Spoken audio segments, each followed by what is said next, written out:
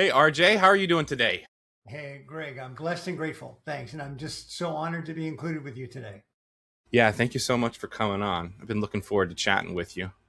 All right, so to open up, why don't you just take a minute and kind of tell us about your practice, what you specialize in, and kind of how you, what you do. Sure. Let me start here. 18 years old. I was my first month at university, and I got a call in the fraternity where I was had joined, and they said, "Hey, RJ, there's a phone call for you, and it sounds kind of important." I said, "Oh, I mean, does anybody even know I'm here?" And they said, "Well, you better go check it out." And went over to the phone and found out that my father died. And just the shock of that. I mean, I can still picture what it was like sitting in that telephone booth, getting the news that my father was no longer with us. Now, my father was an enormously successful business owner. He had built a multi-million dollar company. Unfortunately, because he had not done the things that we help other entrepreneurs especially do, but because he hadn't done that collectively, the business was bankrupt within 10 years after his death. And because of some other things that had conversations that I'd had with my mom, especially, I was given permission to not have to go back into the family business, even though it might have saved the business, but it might not have either. But for me, it would not have been the career that I would choose for myself. And I Interesting. love to do what I get to do because of what I lived through, watching most of everything that my parents had worked a lifetime to put together disappear. Wow. Let's go. Wow, that's heavy, man. That's one way. That's one heck of a way to open up the episode. Yeah. Maybe we could talk briefly about some of the things that you learned through that experience, like maybe top one or two things that you and how you apply that to what you do for your clients.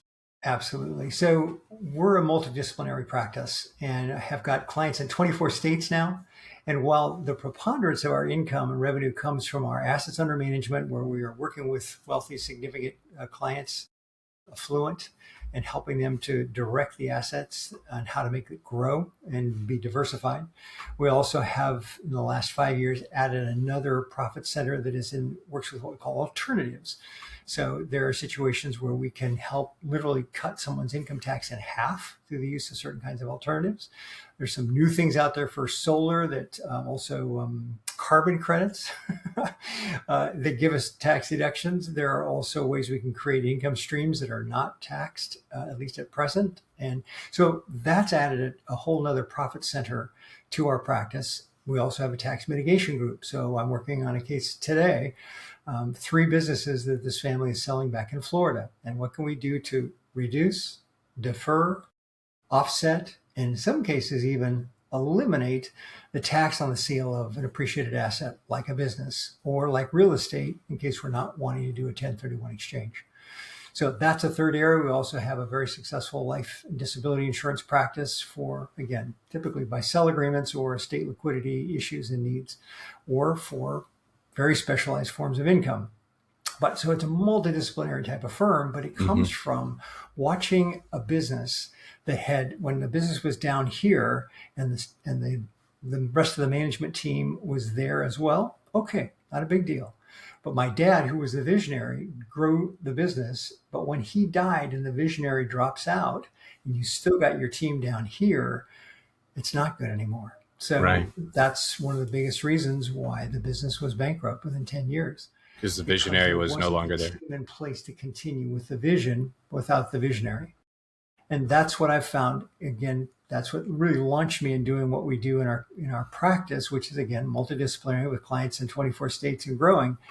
But how can we prepare and look ahead, not just on the investment side, but what do their wills and trusts say? Yeah. What Well, are let's talk. what insurance, all the other things as well. All right, I want to dig deeper into that and talk more maybe about your ideal clients. What are some of the ways? Like, well, maybe you could talk more about the person who comes to you, what kind of situation they're in, and maybe give me an example of a typical situation that you would help lead them through. Sure.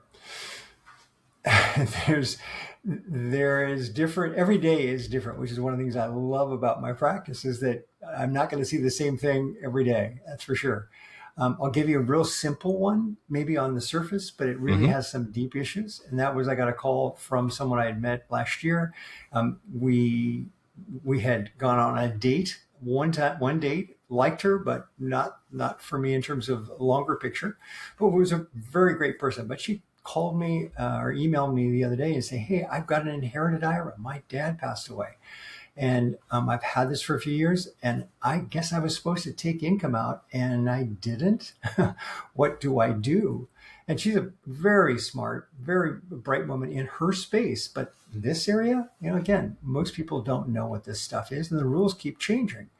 So basically, I explained, and she said, "RJ, I've talked to 15 different financial advisors, and none of them could give me an answer." So I gave her an answers. And again, that's part of what we do. We can get into the weeds if we need to from the tax code. I do have a master's with a subspecialty in taxation, so that comes in handy. I don't do tax returns. I use an outside CPA firm for myself and for the corporation, but it's so helpful to be able to understand the ins and outs of the tax code, Right. because Yeah. today, whether it's a business owner, whether it's a successful professional, maybe it might be a franchisee, could be a family office, you need to understand how the implications of income, capital Yeah. gain tax, federal Yeah. estate tax, gift tax, and Yeah. those things, how they apply. Yeah. Very useful to a business owner. You're able to Absolutely. help them in ways and make recommendations for things that they aren't even aware of because you have an intimate understanding. Okay, Another I want case, to talk. Go I ahead. was just going to say that's a simple one, but another one is I've got a business owner in Florida that a couple of other financial advisors have brought us in on. There's a $6 million company, there's a $2.5 million business, and then there's a $2 million piece of real estate. Lots of taxes on these things, but they're trying to position to sell. So I got brought in to show them how they can, again, reduce, defer, offset. And in this case, we're going to defer the recognition of the tax for anywhere from 10 to 20 years and only have the tax to pay when we start taking the money out. But again, we're putting the timing back in the hands of the seller rather than having to write a big check when they sell the business. So you mentioned a moment ago that you had a business owner come in, and she had spoken with a bunch of advisors who weren't able to answer her questions, but you were the first one who did.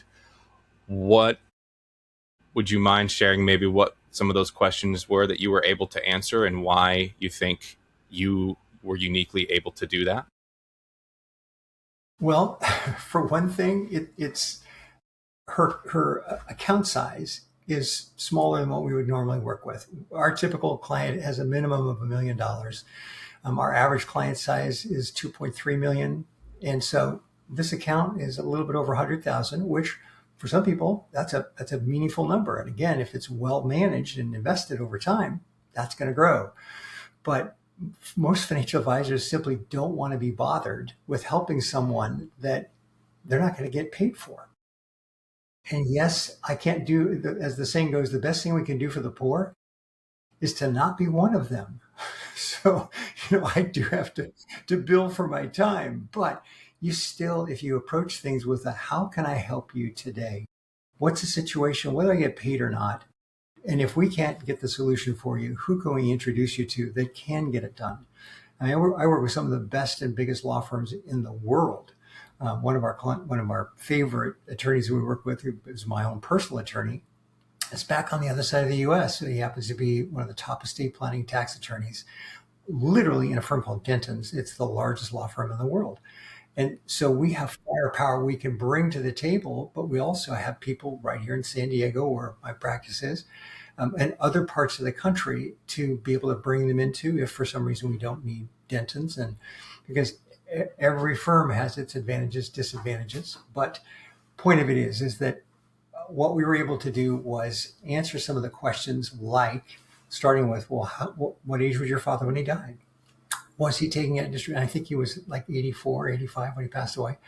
Was he taking distributions out of his IRA? Well, at the time, he was old to the point where it was 2 tax bills ago. So it used to be you had to take 70 and a half. You had to take required minimum distributions from a retirement account. Then it changed to 72. Now it's age 73. So when you get an IRA from, if you're an adult, non-spouse, there's a different set of rules, and especially how old was the individual that you inherited the IRA from. So most people, if they're not going to get paid anything for it, if there's liability potentially, and they don't want to know the technical aspects of the code. So that's why she couldn't find anybody to give an answer. Now, in reality, she's also going to need a CPA. So we've got some great CPAs to bring her to that will help her address the fact that she didn't take some distributions that she should have taken. But bless her heart, she didn't know. So you're kind of like a quarterback that has access to all the pieces, right? And you can kind of coordinate everything on behalf of your client based on their needs and situation. That's it, Greg. But, again, the saying that nobody has a corner on all the good ideas. Nobody. Not us, not anybody. Now, I've got a whole bunch of credentials after my name, and that's just for me because I love to learn. I'm a lifelong learner. Last year, I read 56 books. The year before, I read 56 books. Nice. I attended or spoke for 16 conferences. So I love to learn, and that is for me. But it's also how we can help our clients by having answers to pretty much any question that comes up, whether it's in the world of finance or estate planning or tax or retirement, if I didn't say that already, or investments, selling the business. Selling a business, right? So let's talk about that a little bit more. Let's talk about some of the questions. So when your ideal client meets with you for the first time, or maybe they're not even a client yet, what are some of the top questions, the most common questions that they have for you the first time that you meet? Well, usually it's my questions to them is, number one, what would be an ideal outcome for our time together today?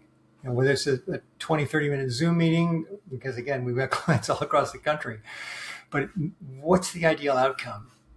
And how much time are they willing to invest? And what are they willing to spend in terms of, you can't do the kind of serious planning we're talking about for free. Yeah. We're not free. We'll do a 20 to 30-minute complimentary conversation with anybody that kind of is somewhat in our target area. But typically that's $1 million of investable assets or more. Anybody who's got a liquidity event that's going to create $1 million tax bill or more. And a lot of times our clients are $8.5, $10 million or greater net worth. The largest family I worked with was $2.4 billion back in New York many years ago, and it was in a very narrow aspect. The largest family I worked with here in San Diego was $1.1 billion when he died. He'd been married and divorced 4 times, and he hated his kids. So that's never good. There were some things to work through there, but most of our clients, if they're entrepreneurs, if they're business owners, which many of them are, they're going to have a net worth of $8.5 to $10 million and up. But we work with smaller. But by smaller, again, normally they have to be an accredited investor, which means they have $1 million of investable assets, not counting the equity in their home. So invariably, all our clients we work with are accredited investors, which opens the door, Greg, for us to be able to use certain things called alts or alternatives, where most traditional investment advisors are going to just invest stocks, bonds, mutual funds, ETFs, exchange-traded funds. You can do some more advanced things, right? We can do all that. More detailed, highly specific other things stuff as well. Yep. Yeah, things that aren't available to uncredited investors, right? Because we're an independent registered investment advisor. So I have a law firm that we have on retainer that takes care of our legal stuff, keeps us on the straight and narrow. But I don't have to worry about having a broker dealer because, number one, they don't do anything for me. And 2, they don't do anything for our clients. So the BDs that are out there, if they do have alts, Greg, they're very weak. They're very limited. Some BDs don't even allow any kind of alternative investments at all. And if they do, as I say, they're kind of meek and mild, or some of them do have sophisticated products and offerings that they can bring, but they're still limited. So we can go anywhere that we need to get alternatives for our clients. Now, not every alt performs as well as we hope it would because when a farmer plants crops, not every crop comes up. You can do the best you can, make sure the soil is prepared, uh, Right. make sure that the fertilizer or whatever is being used is correct. But stuff happens, especially if it's at all in the area of real estate. Yeah.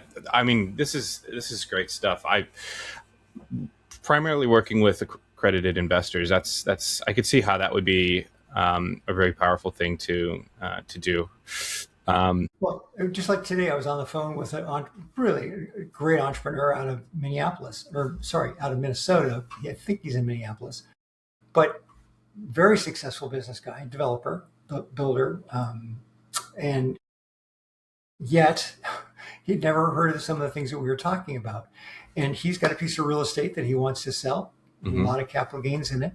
So he loved the idea that we have tools that we can invest in. I'll give you an example of a client that had a $3.8 million apartment building and 640,000 in debt. And he was tired of the four T's. If you own apartments, you know exactly what those are. It's Yeah. tenants, trash, termites, and taxes. Oh Those are wow. the Yeah. hated four T's if you own apartments. Well, he wanted out. It was time for him to get to the sidelines, enjoy life a whole lot more with his lovely wife and his great kids. And so if he sold the apartment building and didn't do anything strategically, he would have paid over $760,000 in taxes. Of course, this is California, but between federal, state, and Medicare surtax, $760,000 Wow. on Yeah. his sale. So what we did is that we helped him invest in some other things that are generating more income than he was getting net. 2/3 of it's going into what's called investment resistant real estate. So think of things like Walmart, Craig Automotive, Sherwin-Williams paint stores.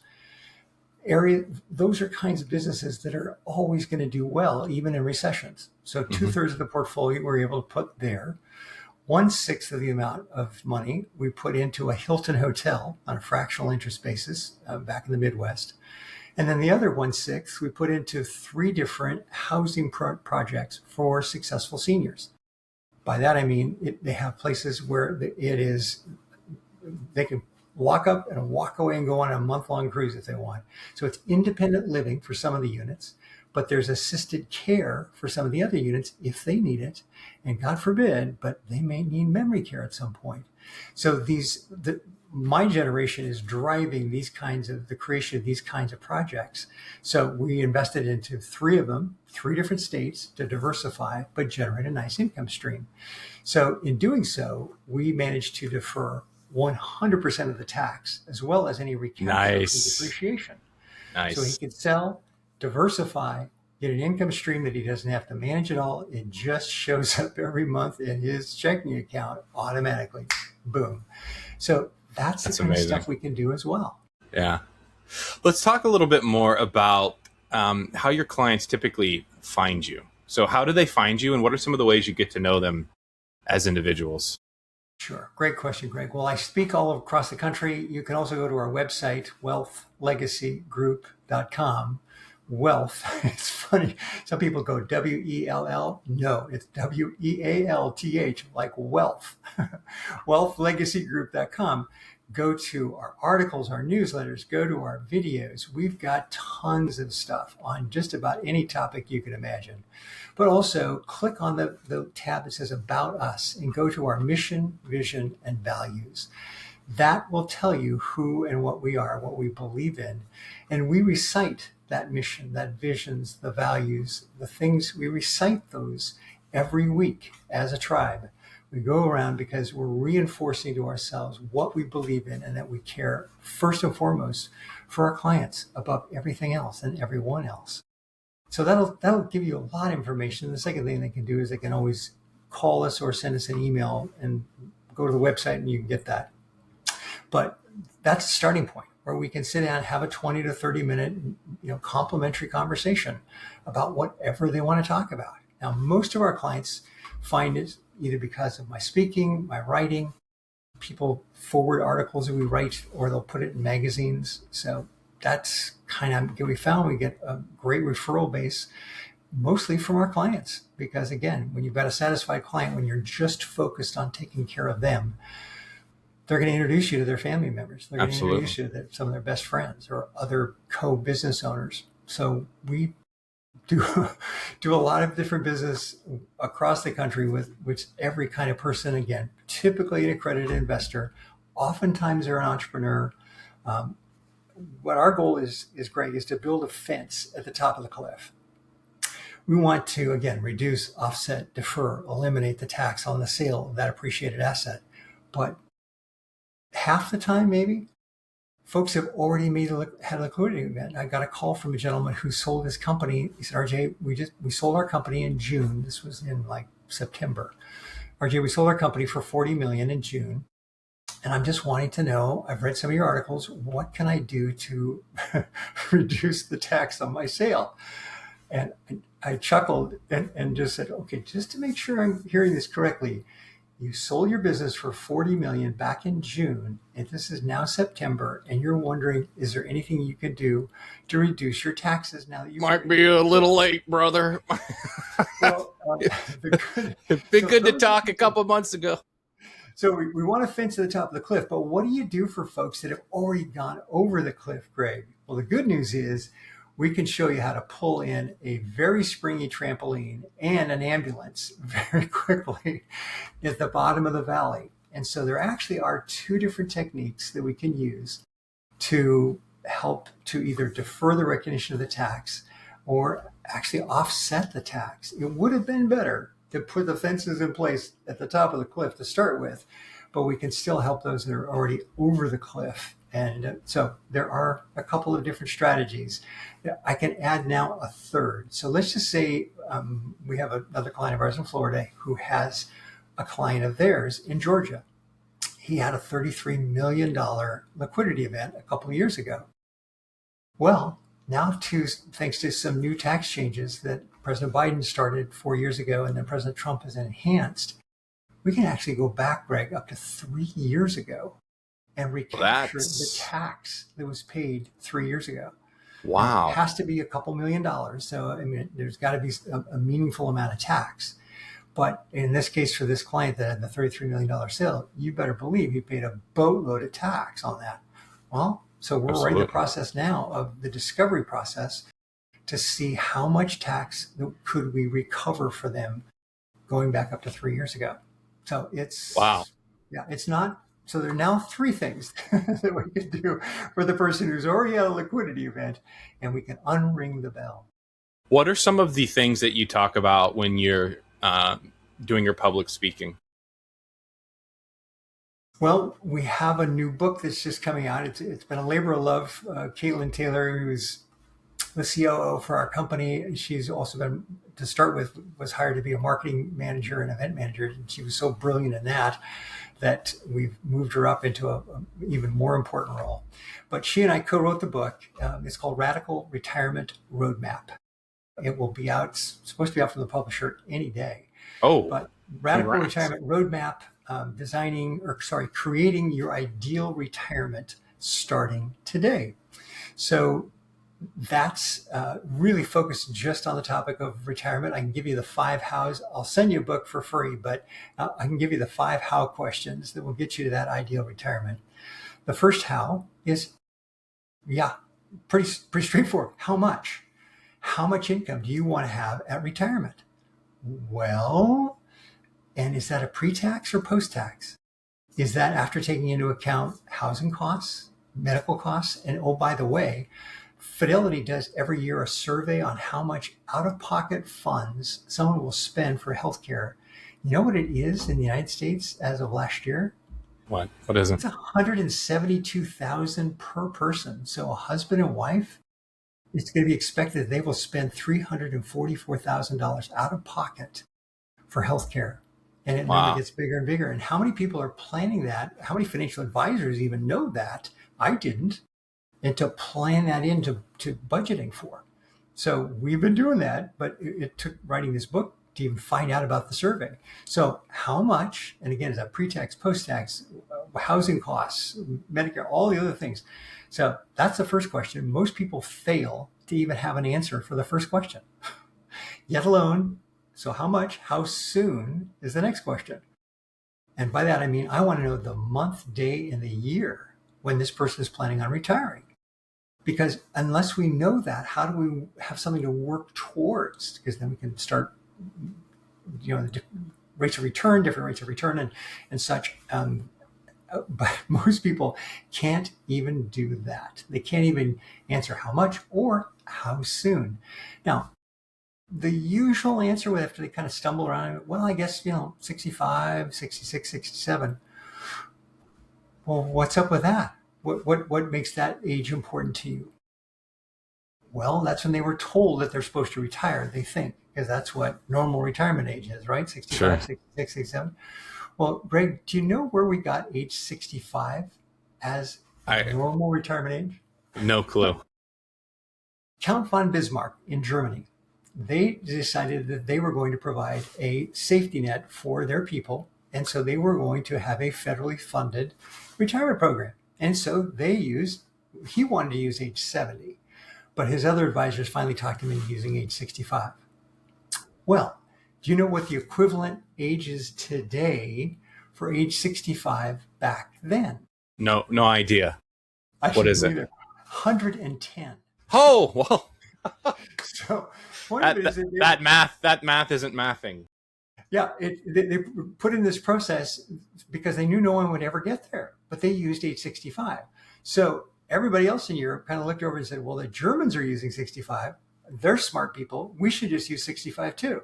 So Europe adopted age 65 as normal retirement age. And we in America in 1937, when we decided to put our Social Security system in place, said, what should we do? Well, those guys over in Europe and Germany are using 65. We should too. So there was no actuarial design for this. But at the time, women were on average living, average life expectancy was 62 for a woman and 58 for a man. There's about a 4-year age difference, and 58 for a man. Well, now, of course, and this is the fascinating thing, is that if, according to the Bureau of Labor Statistics, at what age would half of a cohort of age 73, because age 73 now is the magic age when we are forced to begin taking distributions from our retirement accounts. So if you took a cohort, that's a fancy way of just saying, let's get a group of people, 1,000 73-year-olds, at what age, Greg, would half of them be dead, but half of them still alive? The age, 99.5. Wow. Now I'm going to put that a different way because most people just don't even understand what I'm saying. 99.5. In other words, you better make sure that your money lasts to age 100. Let's just call it that, make it for all intents and purposes, age 100. Because half of us will still be alive at age 100 or longer. And I plan to be in that group. In fact, one of my goals is to die at the finish line of my last race at 147. 147. Because I want to see a new century come in. So anyway, if you're having trouble sleeping at night, you can call me because I'm probably working out. but anyway, I work out 7 days a week, and so a bad week for me is if I only get to work out five days. But well, I know there's a lot of advancements in longevity and the science there, so we might have already achieved escape velocity. So at least you want for a health span. Say again. I'm on a board for the La Jolla Institute of Immunology. It's an amazing, fascinating organization. And their slogan is imagine life without disease. Imagine life without disease. And they are doing some absolutely incredible things to eradicate things like Zika, Ebola, some of the things that are absolutely scourges for humanity, but they're breaking the code. Why do women live longer than men? What's the reason? Why do some diseases affect women either more or only? Why do some diseases affect men only? So they're breaking the genetic code open to explore some of these things. So yes, I interviewed a gentleman, Dr. Craig Ventnor, and he and his co-business partner at the time were tasked with mapping the human genome. Now, they weren't the only ones. There were both in Great Britain as well as the US, huge teams that there was $5 billion that was set aside to unlock the human genome. Well, Craig and his business partner did it in about 9 months. And Wow. it totally really upset the rest of the world. Yeah. Because they wanted the big gravy train. Yeah. And here Craig.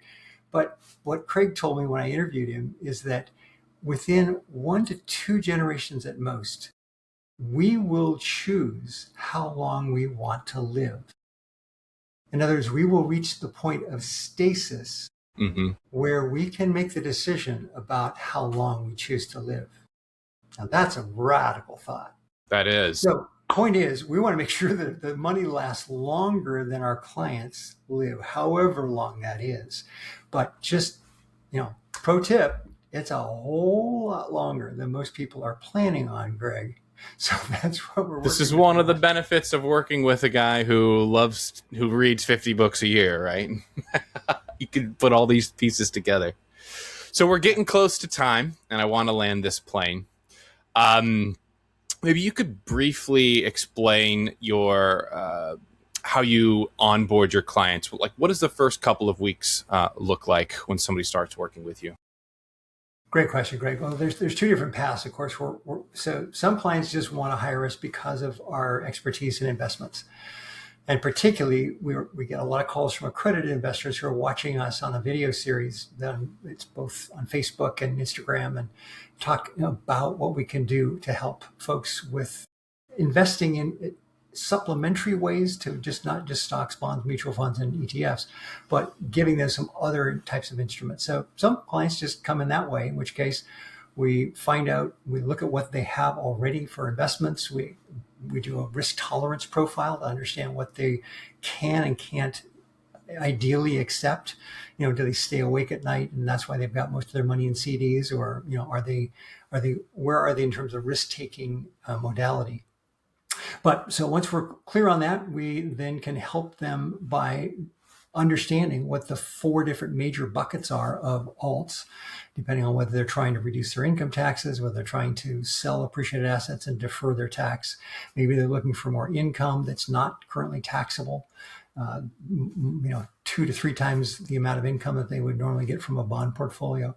Or maybe they're looking for more capital gains types of investments where they're investing in self-storage. Maybe they're investing in other types of real estate. And so they're going more for a 3 or 4 year type of liquidity event rather than some of the other things I've mentioned.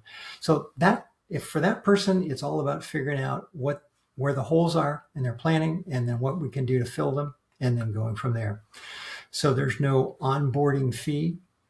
We are as an independent registered investment advisor, we are paid a fee basically from the sponsor of the program, and we get an amount. But what we have found is that we don't need all of that. We don't want all of that. We're grateful for the people we get to work with.